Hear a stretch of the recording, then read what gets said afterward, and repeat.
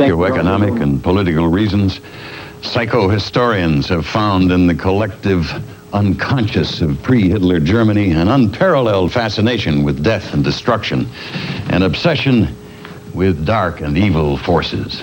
Painting, music, German films of the 1920s, populated with a steady stream of monsters and madmen, were filled with premonitions of the Holocaust to come. In the 1930s, the horrors came true to life. Homunculus walked about in the flesh. Adolf Hitler rose up like Satan to begin his malignant march, and millions of Germans goose-stepped behind him. The dark premonitions of doom were fulfilled. This biography of Adolf Hitler features a staggering accumulation of film clips and a brilliant narration written by British journalist Kingsley Martin. It's filled with images more powerful and more terrifying than any the mind can imagine. No other empire ever bequeathed to historians such mountains of evidence concerning its rise and fall as the Third Reich. The following film bears witness to what it is that actually happened. In the final analysis, how it could have happened and why it did are left to the collective conscience of the entire world. And now, Adolf Hitler. Adolf Hitler was dictator of Germany for 12 years and master of most of Europe for 4. He said his empire would last for 1,000 years. His success was due to fraud and force, to propaganda, and most of all, to his power of persuading, hypnotizing, and manipulating men. Hitler was probably responsible for more misery and destruction than any other man in history. He surprised traitors by being more treacherous than they were, and the unscrupulous by total lack of scruple. Never at any time did he show any trace of idealism. He had no friends and no concern for other human beings. He cared only for power, and it loomed in his mind as limitless. Adolf Hitler was born on the frontiers of Austria in 1889, the son of a minor official. In 1907, he went to Vienna, did odd jobs, slept in doss houses, and was only to be distinguished from other layabouts by his taste for books. But he seems to have only absorbed those passages which confirmed vague dreams of power. It was in Vienna also that the roots of his anti-Semitism were sown. Both his ethics and his anti-Semitism are summarized in his remark that conscience is a Jewish invention. It is a blemish, like circumcision. He was to remain a blind and fanatical anti-Semite to the bitter end. When the 1914-18 war began, Hitler obtained permission to join the German army. He never rose to any rank beyond that of corporal. He was a strange and unsociable soldier. When it ended, he was sure that Germany was stabbed in the back by politicians, particularly Jews.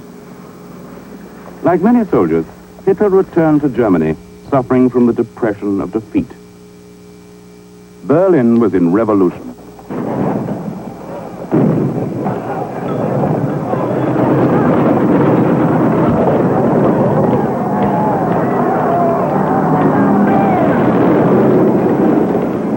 The Weimar Republic was with great difficulty established with Ebert as president. Ebert managed to come to an agreement with the army, which consequently remained the greatest power in Germany. All bourgeois Germany, which included the Social Democratic Party, feared the Spartakists, the Workers' and Soldiers' Councils, which were everywhere being set up in imitation of those in Russia. They feared a Soviet revolution. The army under Gustav Noske, Minister of Defense, struck.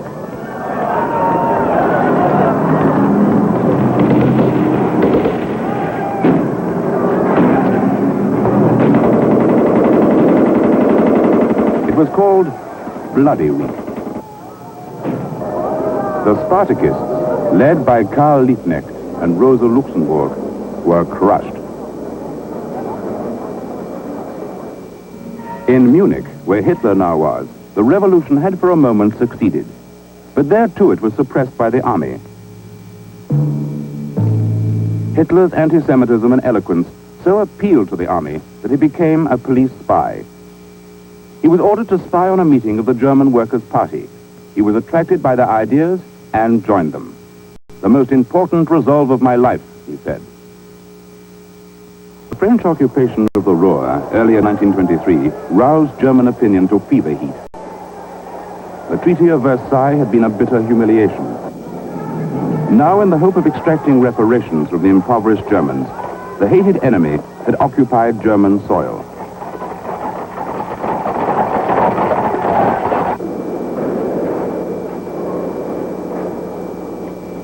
Great demonstrations broke out.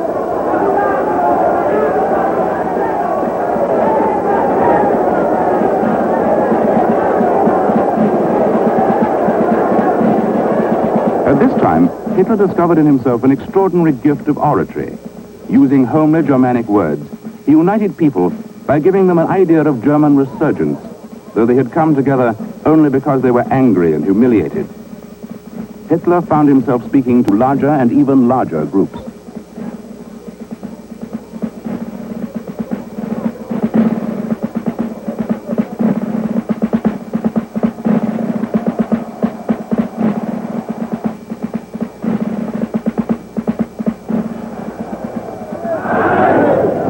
The Workers' Party emerged into a bigger nationalistic and racialist grouping, which became known eventually as the Nazi Party.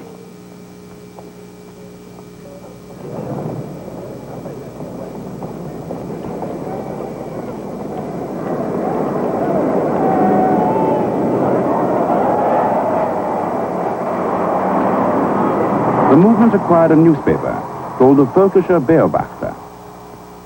That Hitler was able to finance it was due to a gift from his rich and very class-conscious supporter, the art publisher Fuzzi Hanfstengel. The paper began to get influence and was widely distributed on the streets. Hitler was beginning to have well-to-do patrons who thought Hitler's oratory might be used to lead the workers away from communism.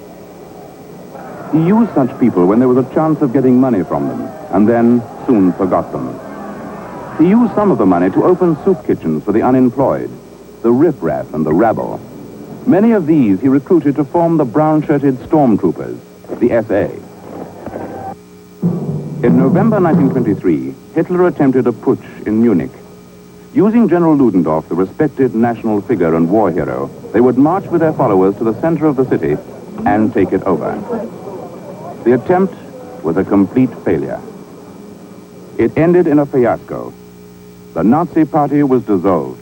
The leaders, including Hitler and Ludendorff, were arrested. At their trial, Hitler grabbed the limelight. Before the world press, he harangued and dominated the courtroom with his eloquence and the fervor of his nationalism. Hitler was sentenced to 5 years' imprisonment in the old fortress of Landsberg.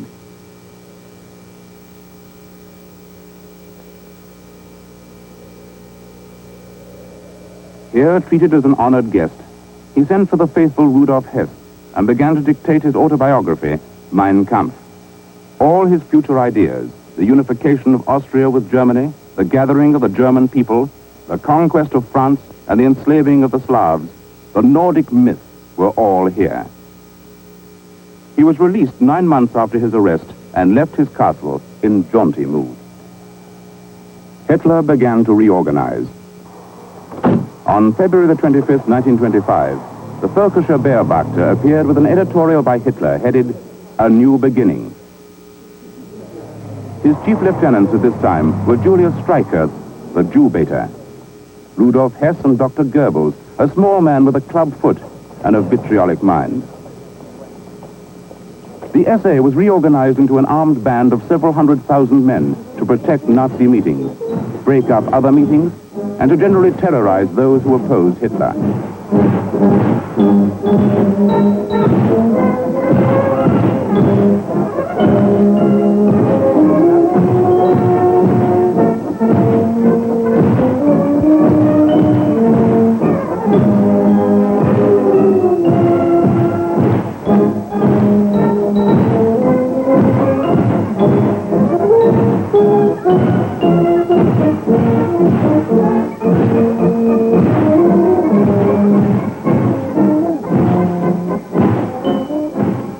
In 1925, President Ebert died, and the Nazis put up Ludendorff as their candidate.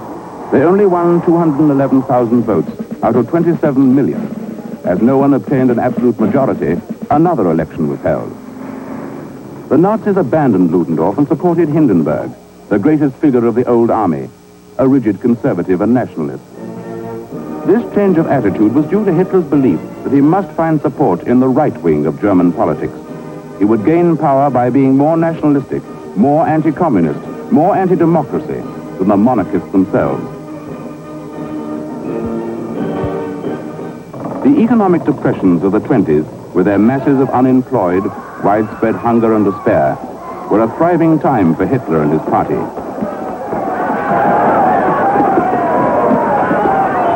With renewed energy and eloquence, he organized demonstrations and meetings. They managed to avoid clashing with authority. After the putsch, Hitler decided always to stand for legality. To obtain the support of those in power, he had to convince the people that only he could rescue Germany.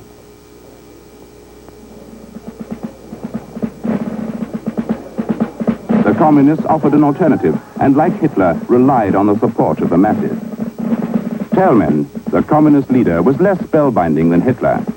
Hitler appealed to a deeply Germanic sentiment, while the communists were always talking about Soviet Russia and apparently threatening Germany with revolution, which, if successful, would make Berlin subservient to Moscow. The two groups fought continuous and often bloody battles in the streets. They agreed, however, in their denunciation of the Social Democrats and the monarchists.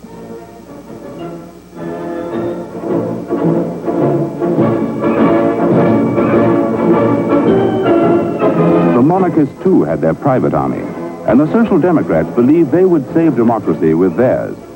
The government could not cope with the anarchy of private armies. Power would go to the most ruthless. By 1931, the brown-shirted SA had greatly increased. The battles in the streets grew more bloody. This brought the Nazi Party continuous publicity, and Hitler had a problem persuading the public that he did not aim at revolution by violence.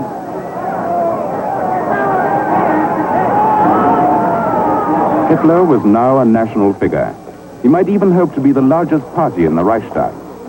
Heinrich Brüning, leader of the Catholic Center Party, was now chancellor. He banned the stormtroopers and hoped to restore stable parliamentary government. He failed. And there was yet another election. After a whirlwind campaign, even Hitler was surprised when the election returns came in. The Nazi Party had advanced from the 9th smallest party in parliament to the 2nd largest. Elated with success, Hitler increased his efforts to win the confidence and backing of the army and the powerful industrialists and financiers. After much intrigue, the Ludwig von Papen was appointed chancellor. His first act was to honor a pact made between Hitler and General von Schleicher, the power behind the president. Papen lifted the ban on the stormtroopers, which led to a new and ferocious wave of political violence and murder.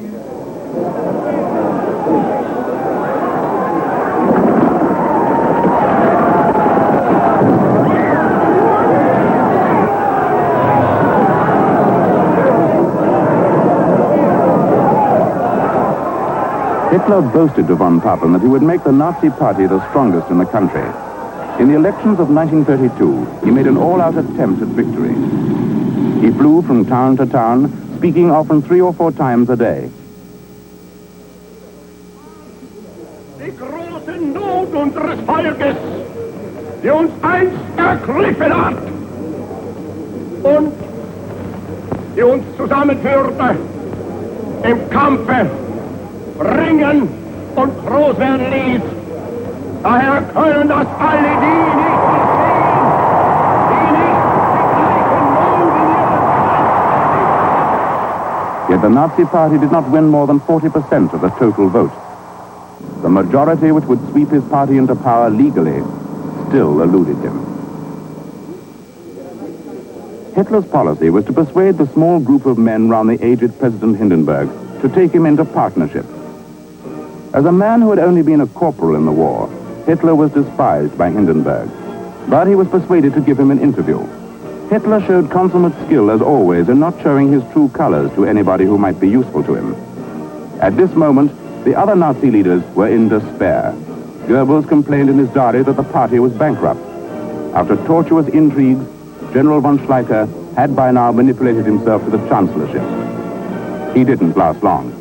Von Papen, out for revenge against his friend and successor, Schleicher, made a deal with Hitler. Believing that the right wing would still be in a majority in the cabinet, he succumbed to Hitler's threats of forcing still another election and allowed Hitler to be made Chancellor. Hitler's cabinet was sworn in.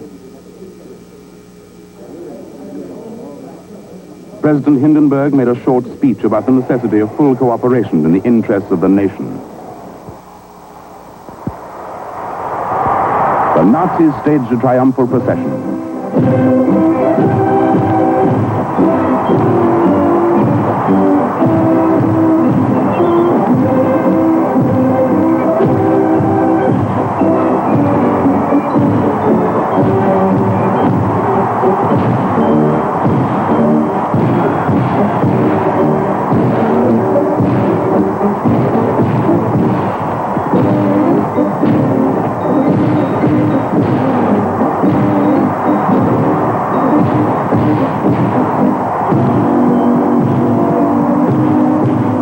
As long as President Hindenburg lived, there were restrictions on Hitler's power. He could not, while the old president remained, abandon all pretense of democracy.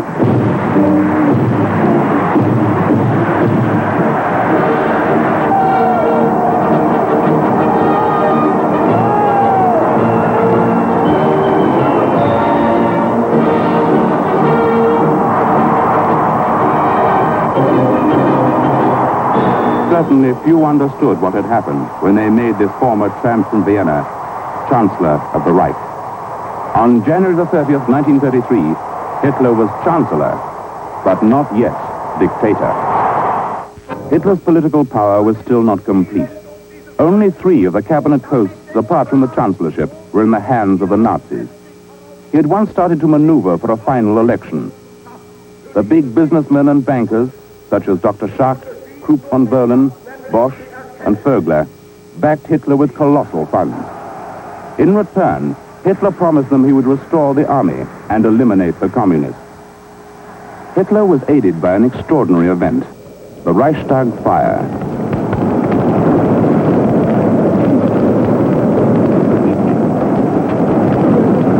Historians today incline to believe that the fire was the act of the half-witted young Dutchman, van der Lubbe. They did not deny that van der Lubbe may have been tipped off by the Nazi party. What is certain is that the Nazis could not have chosen a fitter instrument. Hitler exploited the fire to the full. He prevailed on President Hindenburg to sign a decree for the protection of the people and the state against communist acts of violence. In one stroke, he was able to legally gag his opponents. During the election campaign, truckloads of stormtroopers roared through the streets. Communist leaders were arrested. The Nazi terror was for the first time sanctioned by the government.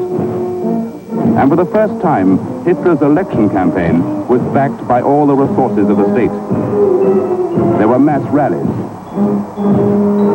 torchlight parades,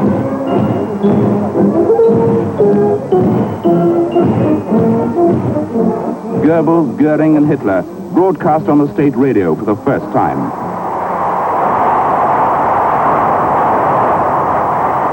Es ist das Unglück der Menschheit, dass ihre Führungen nur zu oft vergessen, dass die letzte Stärke überhaupt nicht in den Divisionen und Regimentern und nicht in den Kanonen und Tanks liegt, sondern dass die größte Stärke für jede Führung im Volke selbst liegt, in der Einmütigkeit eines Volkes, in der inneren Geschlossenheit eines Volkes, im idealistischen Glauben eines Volkes.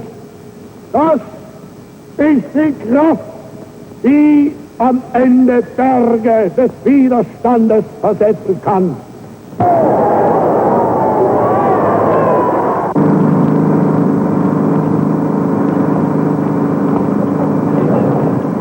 Those who couldn't walk were carried into the polling stations.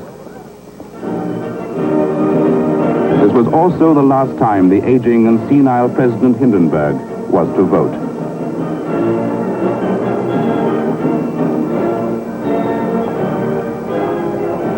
Despite all the intimidation and terror, a majority vote still eluded Hitler. Determined to establish his dictatorship by consent of Parliament, he made lavish promises to the Catholic Center and obtained the majority for the Enabling Act, which turned over Parliament's constitutional functions to Hitler. This was the end of parliamentary democracy in Germany. Hitler was dictator, and he had done it legally, as he never ceased to boast. He immediately got rid of the independent states by appointing his nominees as governors. He abolished all political parties except the Nazis. He proved prophetic in being able to destroy the great trade union movement. He pretended that he would in future be the real protector of the working class. Law and order crumbled. Political opponents were arrested and sent to concentration camps. All intellectuals were Jews to Hitler.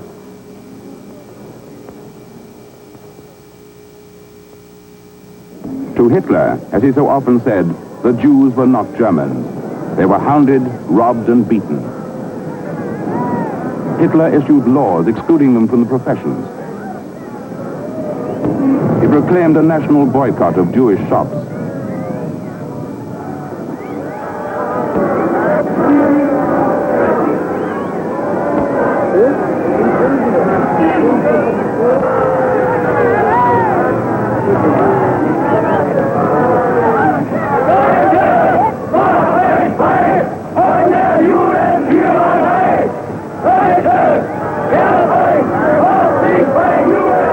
It was symbolic of the new attitude to culture that Propaganda Minister Goebbels should organize a vast burning of books. It was described as an act by which the spirit of the German people can again exert itself. These flames not only illuminate the vile end of an old era, they also light up the new. Most of Germany's greatest authors, from Thomas Mann to Einstein, were included in the bonfire.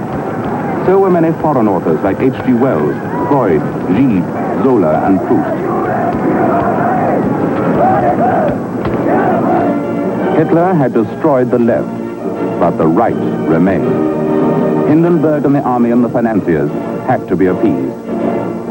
Röhm, however, and his vast army of stormtroopers, which included many genuine socialists and revolutionaries, were urging a second revolution. Privately, Hitler reassured big business and decided that his close friend Röhm must go, but not quite yet.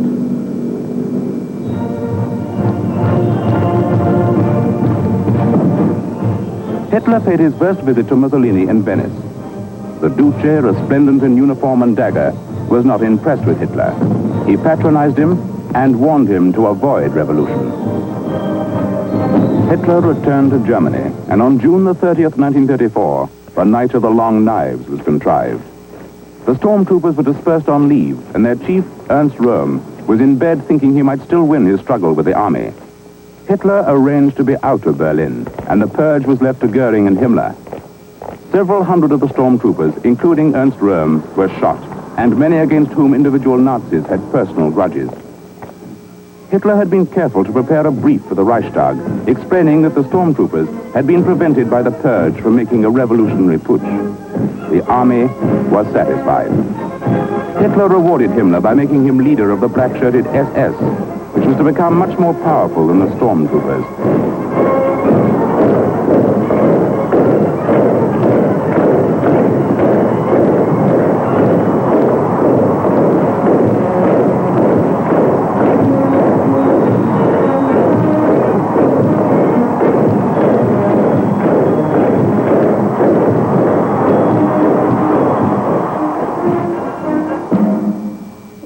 In August 1934, President Hindenburg died, and the Reichstag voted that the office of president be abolished, and that Hitler should be Führer and commander-in-chief of the army.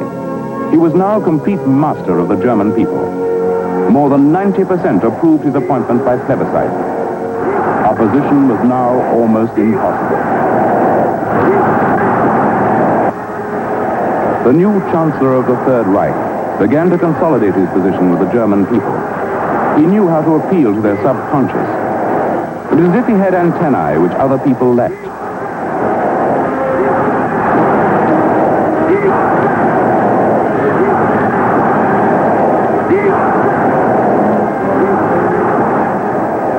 At this period, he was declaring his hatred of war, but at the same time making every German feel his bitter humiliation at having lost the war, in having surrendered territory in his hope of regaining his place in Europe. Part of Hitler's power was due to his appeal to German youth.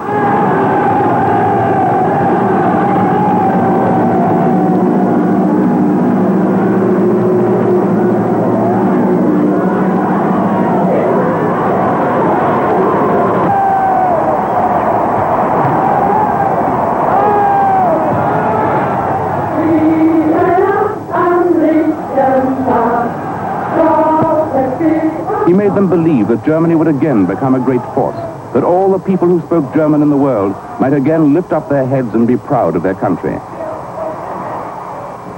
Die Partei ist Hitler! Hitler aber ist Deutschland, wie Deutschland Hitler ist! Hitler siegt!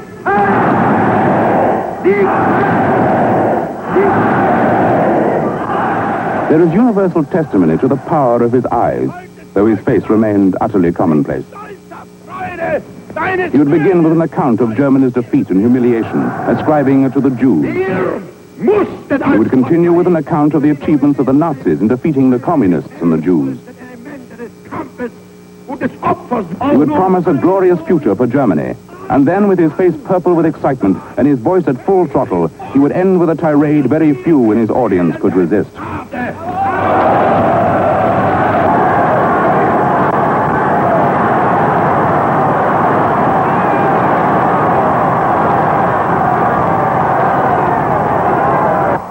At Berchtesgaden, his mountain retreat, he had had a strange affair with his niece, Geli Raubel, who eventually killed herself with his revolver.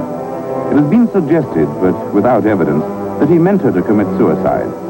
Hitler was certainly a voyeur and attempted many kinds of sexual experience, but was left dissatisfied. He liked to be amongst blonde women, his idea of perfect Nordic types. He relaxed at his mountain retreat with his mistress Eva Braun, whom he could see as Brunhilde, in the Wagner music which always excited him. Even she is said to have remarked that Hitler never behaved to her as a man.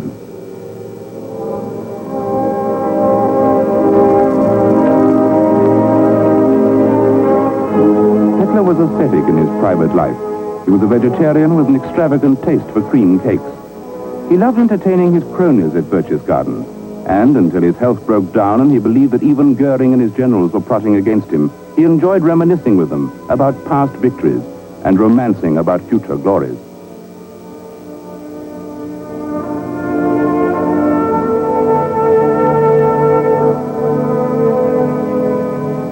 In 1934, Hitler began to rearm. He rightly said that he had given the world ample warning and that he intended a program of German might.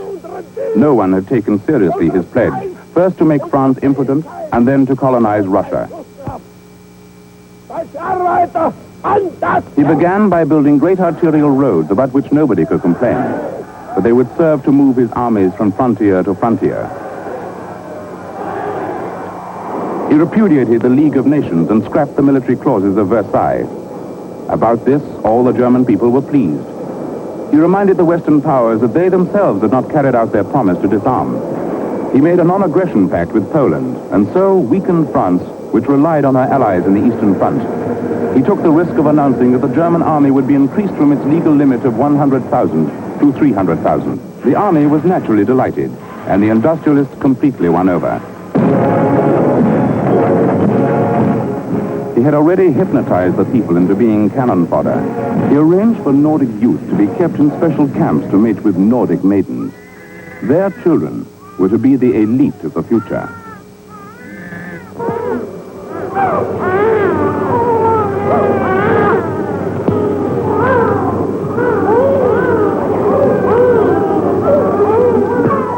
Spectacle in the eyes of the ruling people. What he did in his own country, they conveniently felt was his own business. Outwardly, he behaved as a statesman, fulfilling the round of social engagements.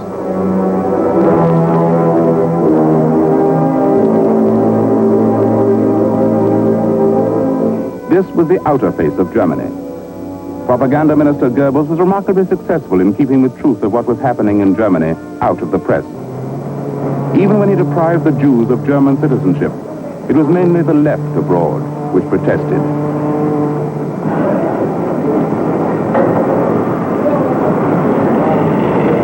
Einstein went to America in 1933, and so did many other distinguished scientists, a fact which deprived Germany of much expert knowledge.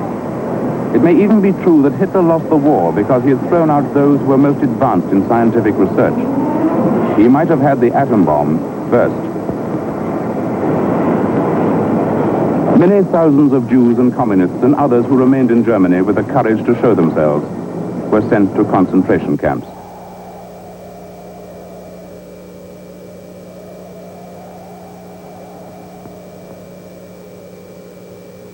The British in particular were blind.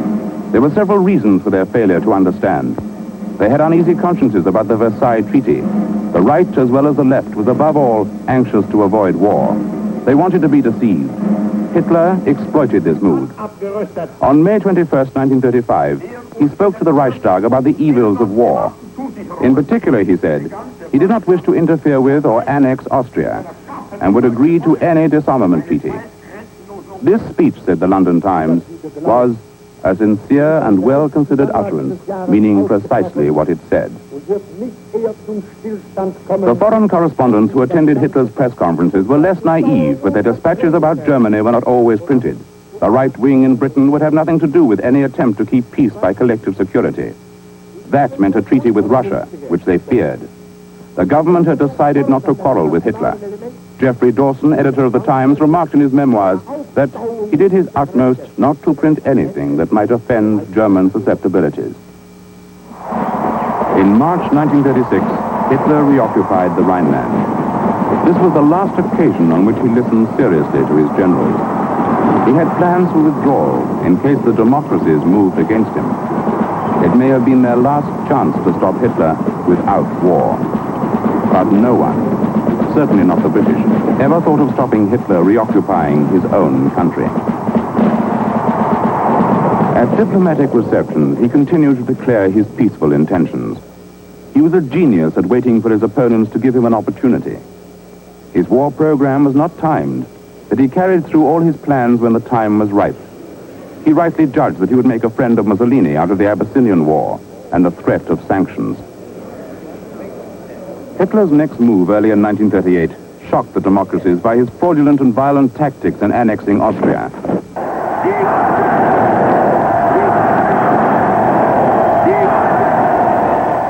Few occasions gave him greater pleasure than to enter as conqueror of the great and largely Jewish city of Vienna. Was he himself not an Austrian? It was a moment of superb personal triumph.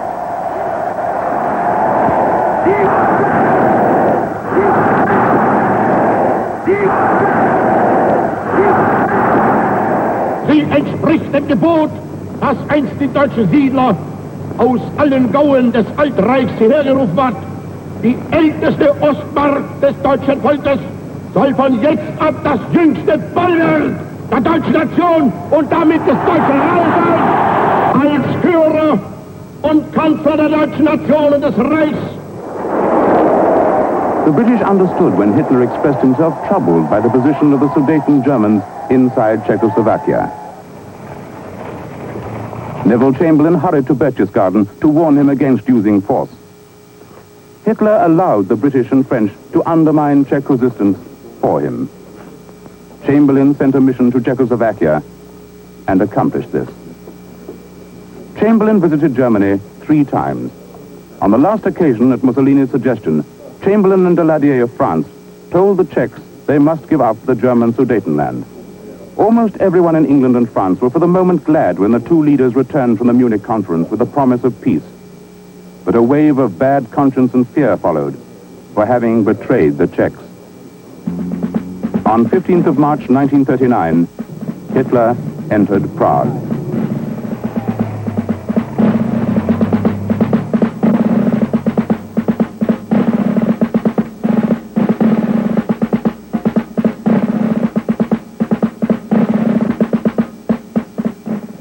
At Berchtesgaden, Hitler meditated on his next move.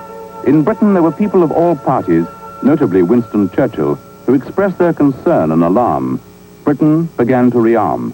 The British guaranteed Romania and Greece as well as Poland, that they could do nothing to help a power in Eastern Europe. If Hitler hesitated to begin the invasion of Poland, it was mainly because it would involve the Soviet Union. The British were carrying out face-saving negotiations with Russia. Hitler offered a non-aggression pact to Stalin. Stalin accepted. Thus, Hitler had succeeded in isolating Poland, and it seemed as if he had avoided the war on 2 fronts. He moved again.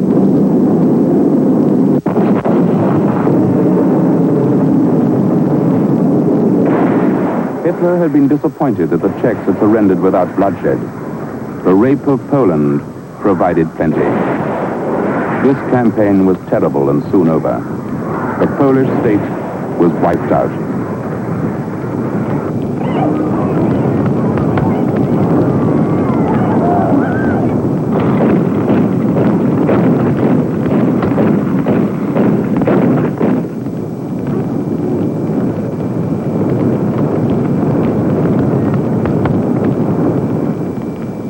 Hitler knew that the foolish French and British could do nothing about it, but they had declared war.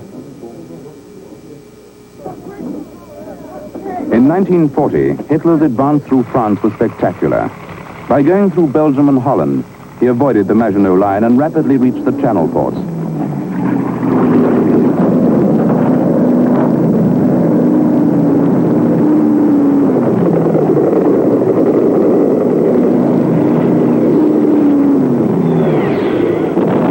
The British army was able to retreat from Dunkirk without heavy losses.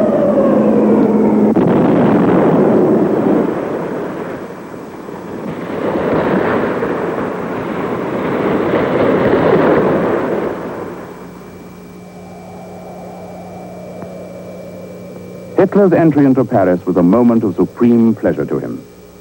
Emperor of Vienna, Prague, and Warsaw in the east, he now drove through the empty streets of Paris, absolute master of all he surveyed.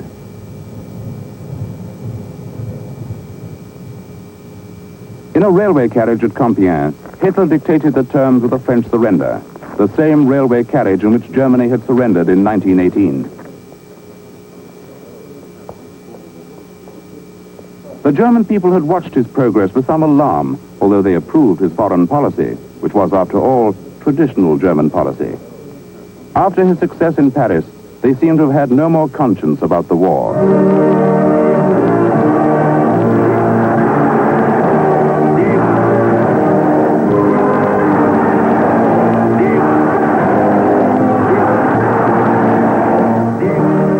When he returned to Berlin, Hitler seemed indeed a god, a wielder of magic to the German people.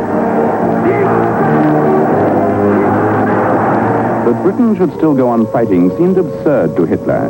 He entrusted Goering with the task of forcing Winston Churchill to sue for peace. If the RAF could be destroyed, London could be added to the list of conquered capitals.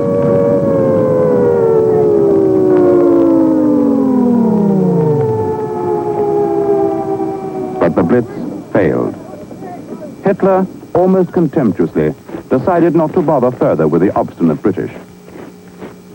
He turned without warning against the Russians in the east. He intended to colonize the Soviet Union and end it as an effective state.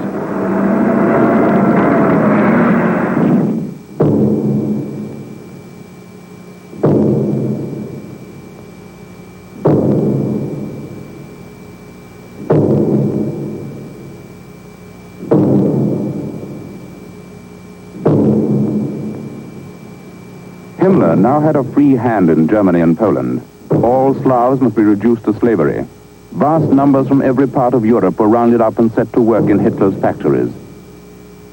It was a time when ruthless disregard for human life and dignity brought about the ultimate in suffering, degradation, and despair. Hitler ordered the final solution of the Jewish problem. Some 6 million were sent to the gas chambers.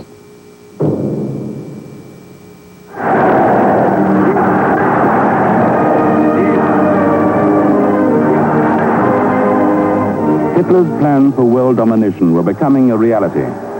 All governments in Europe were subservient to him. They accepted defeat. He believed he had won. But he had brought the Americans into the war against him, and the Russians were not conquered. Allied bombing became a serious menace. At El Alamein, the British inflicted a crushing defeat on Rommel's Africa Corps, and Mussolini fell from power when the Allies occupied southern Italy. And a resistance movement of communists, socialists, and Catholic patriarchs began to make trouble all over Europe.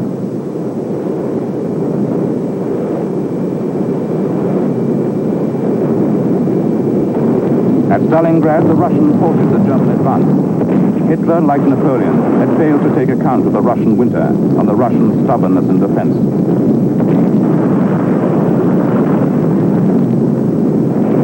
From now on, the struggle between Hitler and his generals became intense. He despised the officer class, who had scruples and who were constantly putting up technical objections which he believed would be automatically disposed of by willpower.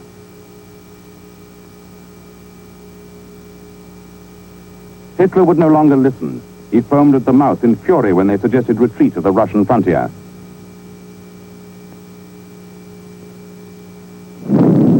On the 6th of June 1944, the long-awaited Allied invasion of France finally took place. It was a signal to the French resistance to rise behind the German lines. By now, some of his generals were appealing to Hitler to face realities and to try to end the war. He called them cowards and traitors. He would confound them with fantasies of how he would win the war with new miracle weapons.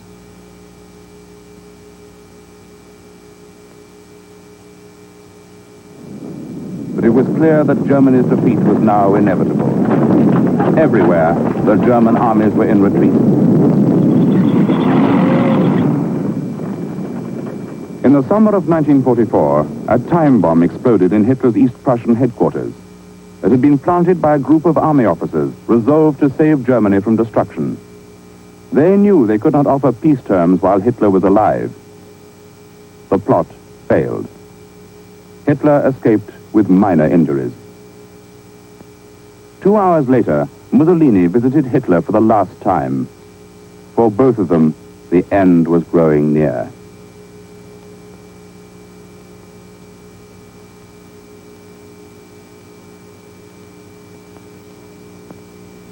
The bomb plotters were arrested.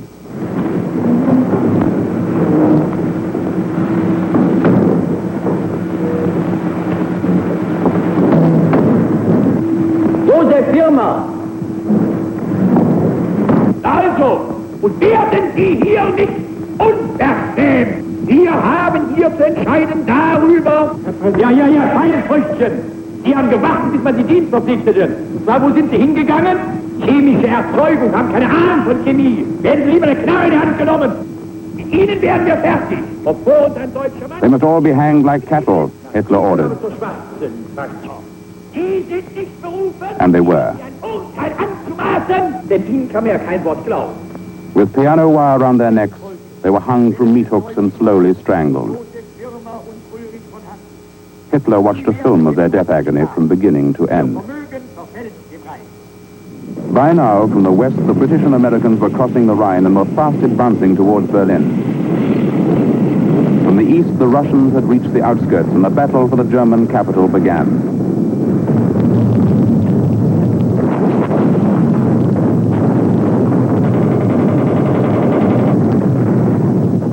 Hitler refused to leave Berlin.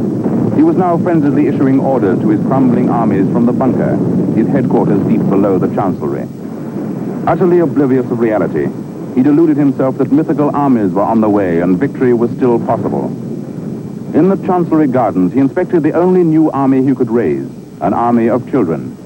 On these 14-year-olds, his last desperate, fantastic hopes were placed.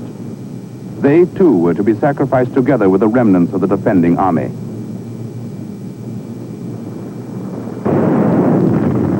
By the 28th of April, the Russians were only a few blocks away from the Chancellery. Hitler realized at last that the end was inevitable. At the last minute, he and Eva Braun were married in the bunker. She took poison, he shot himself. And to prevent his body falling into the hands of the Russians, he ordered it to be burnt in the Chancellery grounds. April 30th, 1945. Nothing is more certain than that every trace of Hitler's footsteps, every stain of his infected and corroding fingers will be sponged and purged, and if need be, blasted from the surface of the earth. Biography will continue in a moment surrounding Hitler's death. Shortly after his body was burned, a rumor spread through the bunker that the Fuhrer had escaped. The Russian army was the first on the scene, and even Stalin professed serious doubt that Hitler was actually dead. He believed Hitler was in hiding with Martin Bormann, and this version was official Soviet history until 1968. Whether or not one believes that Hitler survived or sees it as some twisted myth, the sad truth is that today, whenever a tyrant rises to power or a neo-Nazi marches in Skokie, when bombs explode in synagogues, swastikas scrawled on the doors, the legacy of Adolf Hitler can still be felt like a lingering cancer in the soul of the world. I am Peter Graves for the A&E Cable Network. Until next time on Biography.